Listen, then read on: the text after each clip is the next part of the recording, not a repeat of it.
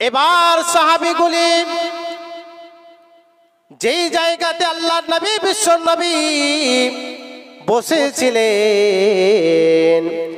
ওই জায়গাতে সাহাবীগুলি বসেছিল। এবার আল্লাহর নবীর কথাটা শুনে সবাই অবাক হয়ে গেল। কেন অবাক হলো? কি যে ৭০,০০০ লোক এমন রয়েছে তাদের কোনো আযাব হবে না, তাদের কোনো হিসাব হবে না, তারা জান্নাতে চলে যাবে। কোন এমন লোক রয়েছে? কেউ বলছে কি যে ফিল ইসলামে ফালাম ইশরিকু বিল্লাহি শাইআ, যেই লোক বলে আল্লাহর সাথে শিরক করেনি ওই লোক বলে মনে হয় জান্নাতে যাবে, তাদের কোনো আযাব হবে না, তাদের কোনো হিসাব কিতাব হবে না। এই মতো হয়ে কেউ আরো আলোচনা করছে, মনে হয় যে লোক বলে এক ওয়াক্ত নামাজ ছাড়েনি, এইভাবে এই একটি সাহাবী বলছে কি যে মনে হয় ওই লোকগুলি জান্নাতে যাবে, তাদের কোনো আযাব হবে না, তাদের কোনো হিসাব কিতাব হবে না। যারা হয়তো এইভাবে ১ মাস ধরে রোজা রেখেছে ওই লোকগুলি মনে হয় জান্নাতে যাবে। বাপজান আমার ভাইরা, এইভাবে যখন আলোচনা করছে সাহাবীরা সবাই, ইতিমধ্যে আল্লাহর নবী হাজির হয়ে গিয়েছেন। আল্লাহর নবী বিশ্ব নবী বলছে তোমাদের কি তর্ক হচ্ছে বলো। আল্লাহর নবীজি যখন এই কথাটি বলেছেন সাহাবীরা দাঁড় হয়ে বলছে ইয়া রাসূলুল্লাহ, ইয়া হাবিবাল্লাহ, আল্লাহর নবী গো, ও আমার বিশ্বের নবী গো, কোন লোক বলে বেগার হিসাবে জান্নাতে চলে যাবে, তাদের কোনো আযাব হবে না। আপনি যে এই কথাটি বলে চলে গেলেন, আমরা খুঁজতেছি কি যে কোন লোক বলে বেগার হিসাবে জান্নাতে যাবে, তাদের কোনো আযাব হবে না, এই মতো কোন লোক বলে হবে। কোন এমন লোক হবে? এবং আমরা যারা শুনছি এখন আমাদের ব্যাবিকে মানে প্রশ্ন জেগে আছে কি যে কোন লোকগুলি যাবে জান্নাতে, তাদের কোনো হিসাব হবে না, তাদের কোনো আযাব হবে না, কোন এমন লোক হবে? সুবহানাল্লাহ।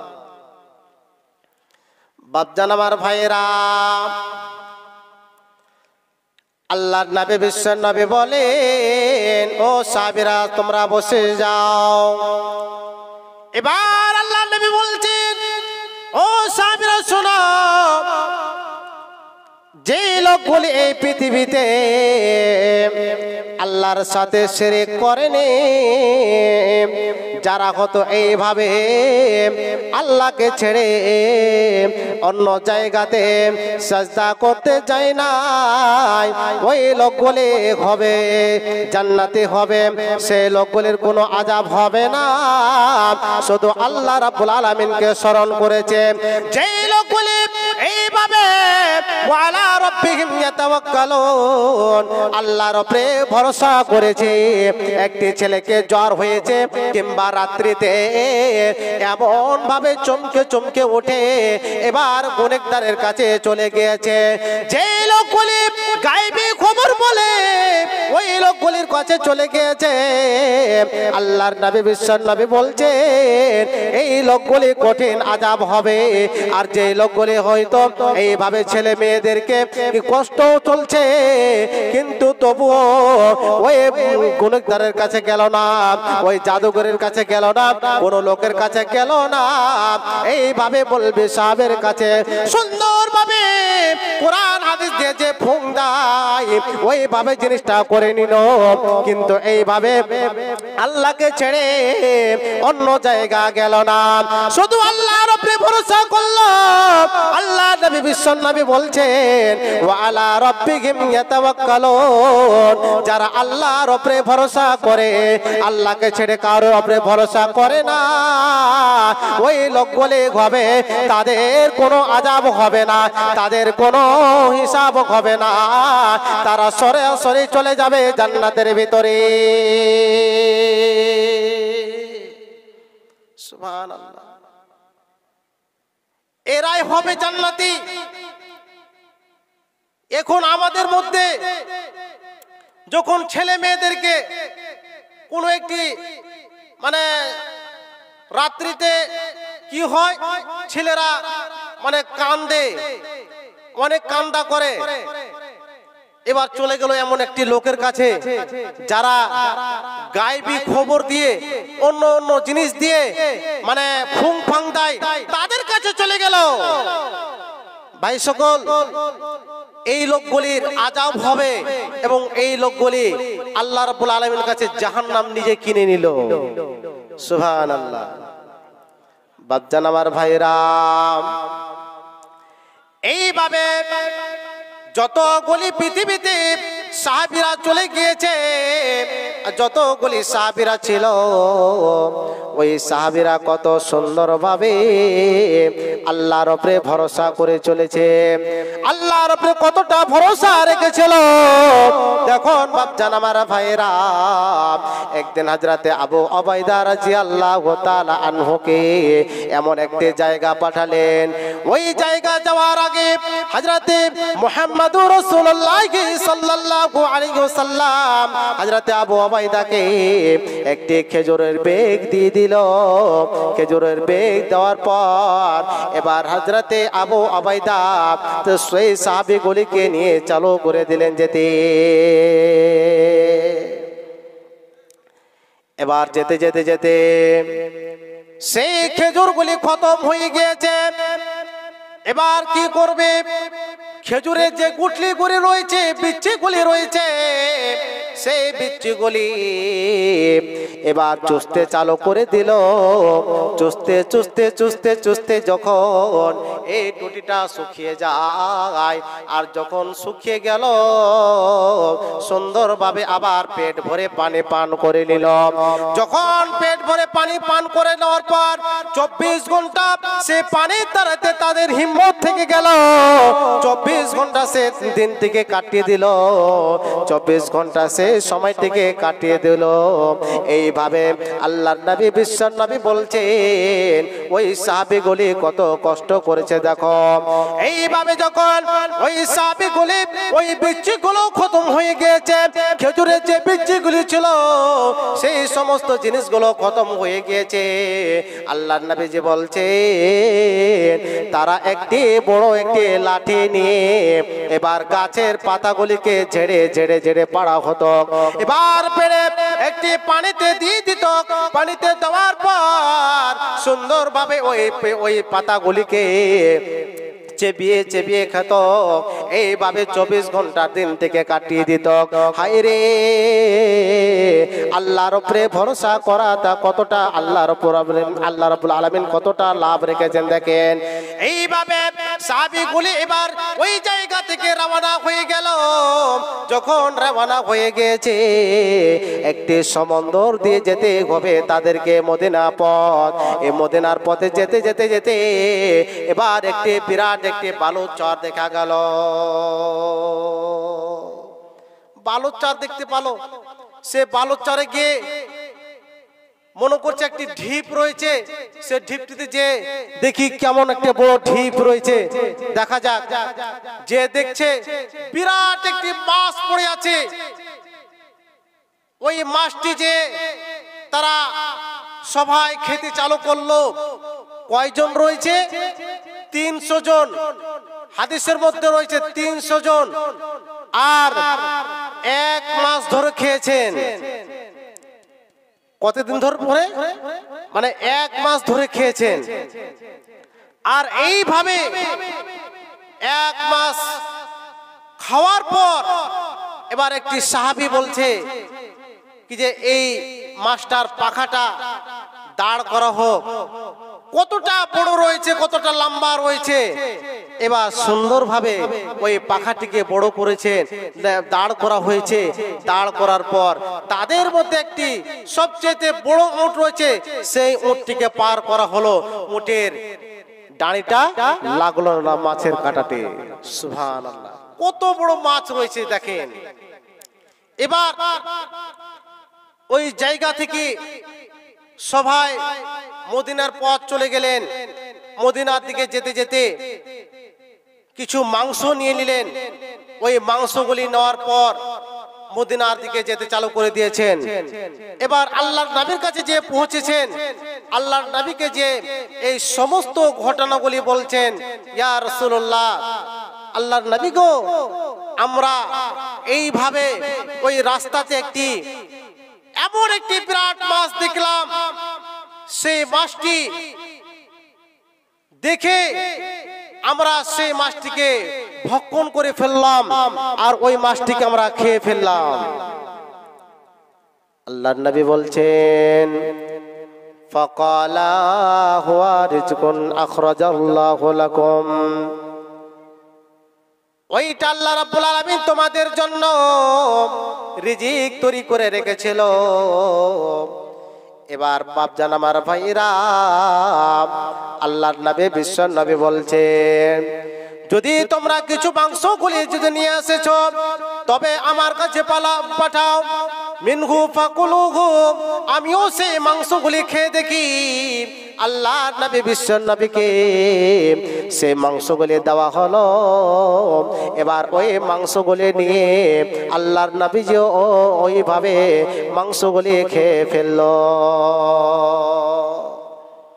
বাপজান আমার ভাইয়েরা, এবার আসেন এই এমন একটি প্রশ্ন জেগে গিয়েছে আমাদের মধ্যে, কি যে এমন হয়ে গিয়েছে, আমাদের যখন পরিবার বড় হয়ে যায়, আমাদের পরিবারের মধ্যে এমন একটি পরিবার বড় হয়ে গিয়েছে, 10 জন হয়ে গিয়েছে পরিবারের মধ্যে, আর একজন শুধু কাম করনেওয়ালা রয়েছে, কাম করে মনে হয় বলতে পারে না, এই মতো হয়ে গিয়েছে।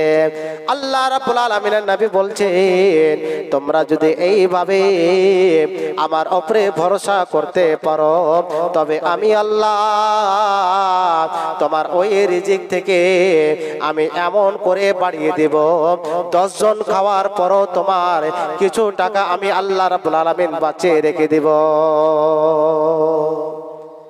বাপজান আমার ভাইরা, যেমন কি যে ধরলেন, আল্লাহর নবী বিশ্ব নবী বলছেন, যখন পাখিগুলি বাড়ি থেকে বের হয়, বাসা থেকে যখন বের হয়ে যাওয়ার পর তারা সরাসরি মাঠের দিকে চলে যায়। বাপজান আমার ভাইরা, কিন্তু আমাদের মধ্যে আমরা এমন একটি মানুষ রয়েছে, যখন আমরা সকালে বাড়ি থেকে বের হয়ে যাব, কোনো কামে যাব, এইভাবে যখন আমরা কাম কাজ করতে যাব, সেই সময়তে আমরা বাড়িতে কিছু খাবার খেয়ে বাড়ি থেকে বের হয়ে যায়। দেখুন, এইভাবে যখন পাখিগুলি বাসা থেকে বের হয়, তারা খালি পেটে বের হয়ে চলে যায়, আর আমরা প্রত্যেক দিন চা নাস্তা করে এবার ভুট্টা লাগাতে কিংবা ধান কাটতে কিংবা আর কিছু কাম করতে চলে যায়, খেয়ে বাড়ি যায়। কিন্তু সে পাখিগুলি না খেয়ে বাড়ায় না খেয়ে বাড়ায়, বলেন? না খেয়ে বাড়ায়। বাপজান আমার ভাইয়েরা, কোন একটি পাখি বাড়ি থেকে যখন বাইর হয়ে গেল, সেটা নয় কি যে সে পাখিটা আজকে চলে গেল একটি রাজমিস্ত্রি কাজ করতে, কিংবা একটি ভুট্টা লাগাতে চলে গেল, কাউরে জন কাটতে চলে গেল। এইভাবে মনে হয় আজকে ওই কাজটি করতে যাবে, এইভাবে কখনো হয় না। পাখি কখনো এইভাবে কোনো একটি কাজ করতে যায় না। সে পাখি গলে বাসা ছেড়ে সুন্দরভাবে চলে যায়, এমন একটি জায়গাতে চলে যায়। ওই জায়গাতে যাওয়ার পর সুন্দরভাবে সে নিজের পেট থেকে ভরে আবার সুন্দরভাবে বাসাতে ফিরে আসে সন্ধ্যাবেলায়। বাপজান আমার ভাইরা, তাকে আল্লাহ রাব্বুল আলামিন বাড়ি থেকে খালি পেটে বের করলো, আবার বাড়ি ফিরে আসেন, তার পেটটা ভরে আছে। নারে তাকবীর।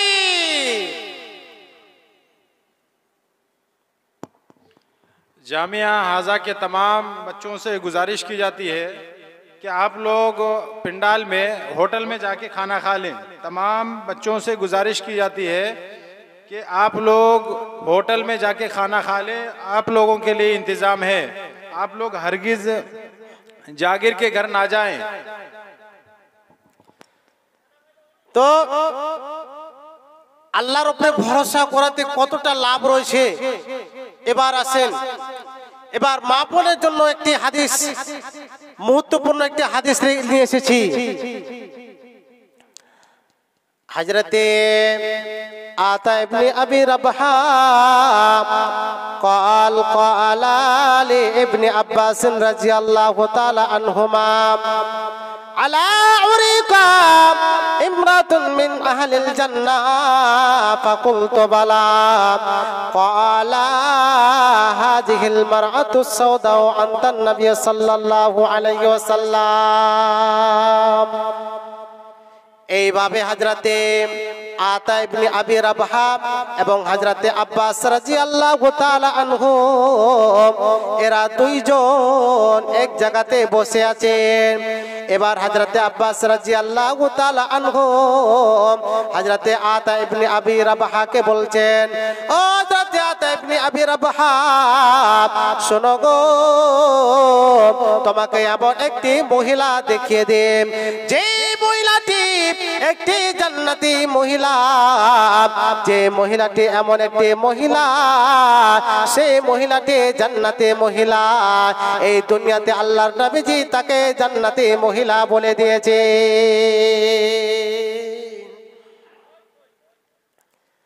কেমন মহিলা?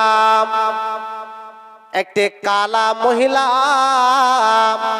সেই মহিলাটিকে আল্লাহর নবীজি বলেছেন এই মহিলাটি হলো জান্নাতি মহিলা।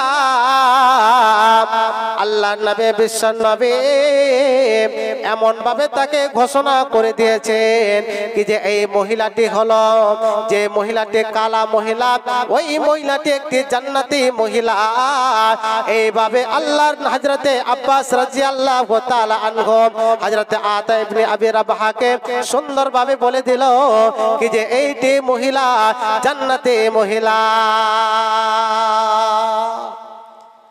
এবার হযরতে আতা ইবনে আবি রাবহা বলছেন, ফাকুলতু বালা, অবশ্যই বলো কোন মহিলাটি জান্নাতি মহিলা। কেমন করে বোঝা যাবে কি যে এই মহিলাটি জান্নাতি মহিলা? এবার ওই মহিলাটি সুসুর করে চলে যাচ্ছে নবীজির কাছে। এইভাবে যখনই যেতে দেখলো হযরতে আব্বাস রাদিয়াল্লাহু তাআলা আনহু হযরতে আতা ইবনে আবি রাবহাকে বলছেন, এই যে দেখতে পাচ্ছ এই মহিলাটি চলে গেল, আল্লাহর নবীর কাছে চলে গেল। এই মহিলাটি হলো একটি জান্নাতি মহিলা। এইভাবে যখনই বলেছেন তো তারপরে তখন হযরতে আব্বাস রাদিয়াল্লাহু তাআলা আনহু তাকে সুন্দরভাবে দেখিয়ে দিল যে এই মহিলাটি হলো জান্নাতি মহিলা। বাপজান আমার ভাইরা, এবার হযরতে আব্বাস রাদিয়াল্লাহু তাআলা আনহু বলছেন এই মহিলাটি এমন একটি জান্নাতি মহিলা। এই মহিলাটিকে এমন একটি বেমারি ধরে আছে, সে বেমারিটি হলো মির্গির বেমার। এবার আল্লাহর নবীর কাছে যে বলছে, ইয়া রাসূলুল্লাহ, ইয়া হাবিবাল্লাহ, আল্লাহর নবী গো, আপনার কাছে আসলাম, একটি দুয়ার লওয়ার জন্য আসলাম। ইয়া রাসূলুল্লাহ, আল্লাহ নবী গো, আমার জন্য দোয়া করে দেন যেন আমি এই বেমার থেকে যেন মুক্তি পেয়ে যাই। এই মহিলাটি বলছেন, ইয়া রাসূলুল্লাহ, আল্লাহর নবী গো, আমাকে এমন ভাবে দোয়া করে দেন যেন আমার শরীরে যেন ওই বেমারিটা যেন আমাকে আক্রমণ করতে যেন কখনো যেন না পারে। এমন সময়তে বেমারিটা আমাকে চলে আসে, এমন ভাবে ধরে নাই, আর ধরে নেওয়ার পরে আমি চট করে আমি পড়ে গেলাম মাটিতে। এবার মাটিতে পড়ে যাওয়ার পর এমন হয়ে যায় আমার শরীর থেকে কাপড়গুলি এদিক ওদিক হয়ে যায়। নবী গো, অনেক বলে মানুষ অনেক রকম রয়েছে, কেউ অত খারাপ নজরে দেখে থাকে আমার শরীরে দেখে, কেউ তো এমন ভাবে দেখে থাকে ভালো নজরে দেখে থাকে। এইভাবে আল্লাহর নবীর কাছে বলছেন, ইয়া রাসূলুল্লাহ, আল্লাহর নবী গো আমার জন্য দোয়া করে দে। এবার সেই মহিলাটিকে কি কথা বলছেন নবীজি? বলছেন কি যে ইনসেতে সবরতে ওয়ালাকিল জান্নাত, তবে শুনে নাও তোমাকে একটি কথা বলে দিই, যদি তুমি এইভাবে তোমার জীবনটাকে তুমি সবরের মধ্যে যদি রেখে দাও, সবর করে করে যদি জীবনটাকে কাটিয়ে দিতে পারো রে, তবে আমি নবীজি বললাম তবে তুমি একটি জান্নাতি মহিলা হবে। সেই মহিলাটিকে জান্নাতি মহিলা বলল কেন? এই জায়গাতে আল্লাহর নবীজি বললেন ইনসেতে সাবরতে ওয়ালাকিল জান্নাহ, যে মহিলাটি যে লোকটি সবর করবে এবং ধৈর্য ধরে নেবে সেই মহিলাটি হবে একটি জান্নাতি মহিলা। তাকে ওই মহিলাটিকে বলল কে দেখো তুমি ধৈর্য ধরে নাও, তোমাকে বেমার হয়েছে, তোমাকে বড় বেমার হয়েছে, শুধু তুমি ধৈর্য ধরে থাকো। এবার সে মহিলাটি সে মেয়েটি চিন্তা ভাবনা করতে চালু করলো কি যে আমি যদি এইভাবে কিছুটা সময় তো চলে গিয়েছে, আর কিছুটা সময় যদি কাটিয়ে দিতে পারি তবে আল্লাহ রাব্বুল আলামিন আমার জন্য জান্নাত তৈরি করে রেখেছেন, আমি জান্নাতে প্রবেশ করব মরার পরই। সুবহানাল্লাহ। একটি কালা মহিলা এইভাবে আল্লাহর নবী বিশ্ব নবীর কাছে এবার বলছেন মহিলাটি, ইয়া রাসূলুল্লাহ, আল্লাহর নবী গো আমার জন্য এমন একটি দোয়া করে দেন, যখন আমাকে ওই বেমারটা আমাকে আক্রমণ করবে ওই সময়তে যেন আমার ওই বেমারটা যখন চলে আসবে শরীরে, আমি যখন পড়ে যাব তখন ওই সময়তে আমার কাপড় চোপড়গুলি এদিক ওদিক হয়ে যাবে, এদিক ওদিক যেন না হয় এমন ভাবে দোয়া করে দেন নবী গো, আমার শরীরে বেমারটা থাকুক, এতে আমার আর চিন্তা ভাবনা করতে হবে না। নবী সাল্লাল্লাহু আলাইহি সাল্লামকে বলছেন, নবী গো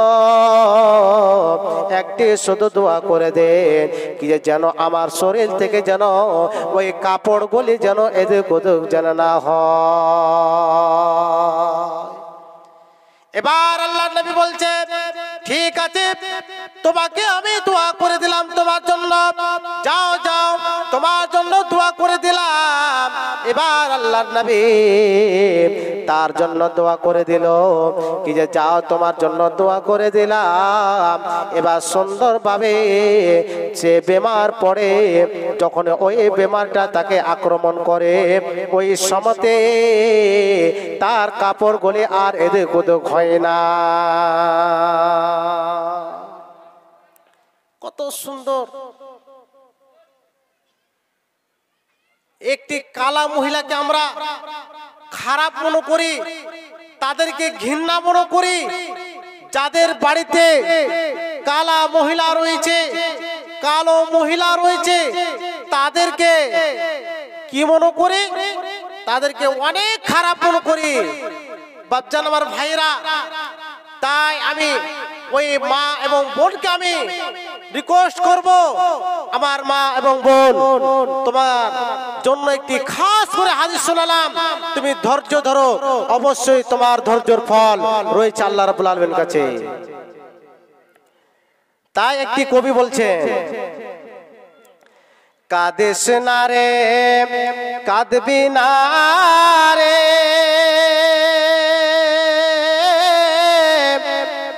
যতই আসুক ভয়